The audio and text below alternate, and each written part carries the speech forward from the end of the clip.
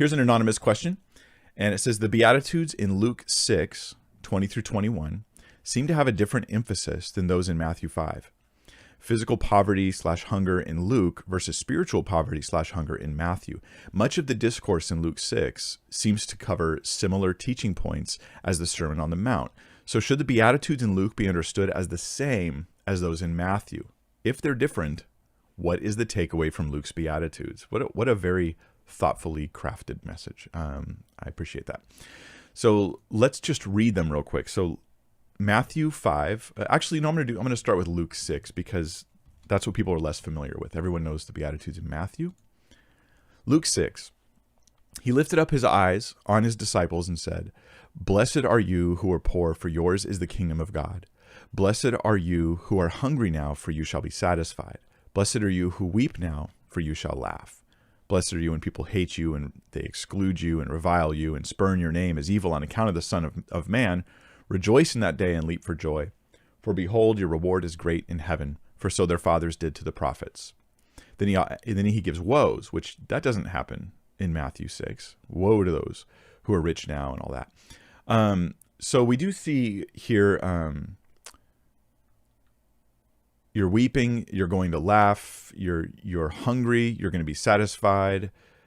It just says hungry, whereas like say Matthew, let's go to Matthew, it'll say hunger for righteousness, right? So Matthew 5, then he opened his mouth and taught them, saying, "Blessed are the poor in spirit, for theirs is the kingdom of heaven." Notice the qualifier, they're poor in spirit. Blessed are those who mourn, for they shall be comforted. That's very similar to Luke. Blessed are the meek, for they shall inherit the earth. Blessed are those who hunger and thirst for righteousness, for they shall be filled. Blessed, and there's more. Blessed are the merciful, for they'll receive mercy. Blessed are the pure in heart, for they shall see God. Blessed are the peacemakers, for they shall be called sons of God. Blessed are those who are persecuted, and then it has the same thing that we found in Luke, for righteousness' sake, for theirs is the kingdom of heaven. And he goes on and tells them even to rejoice.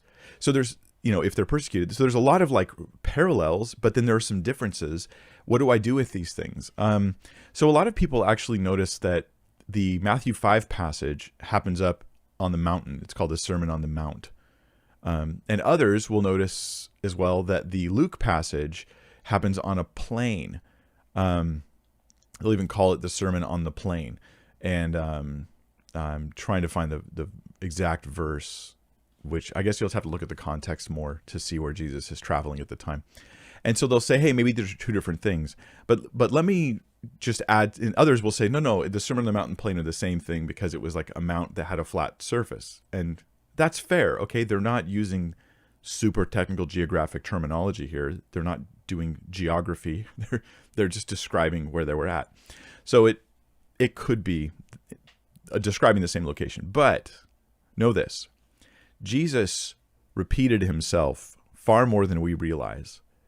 He would have taught the same stuff or very similar things in multiple locations. And one of the reasons we know this is because he's traveling from town to town to preach, quote, the gospel. Meaning that one parable, for instance, let's say one parable, Jesus may have told the same exact parable different ways in different places.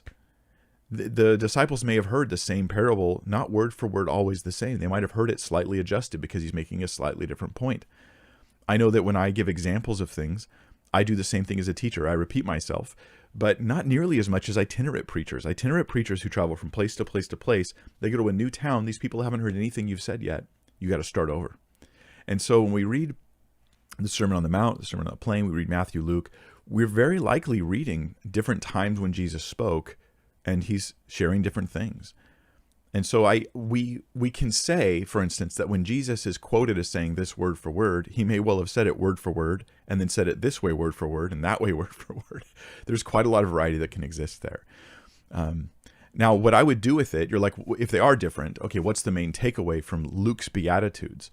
For that, I think that what you have to do is you start fresh and you do a study and you look at how Luke's Beatitudes fit in the overall flow of the Gospel of Luke.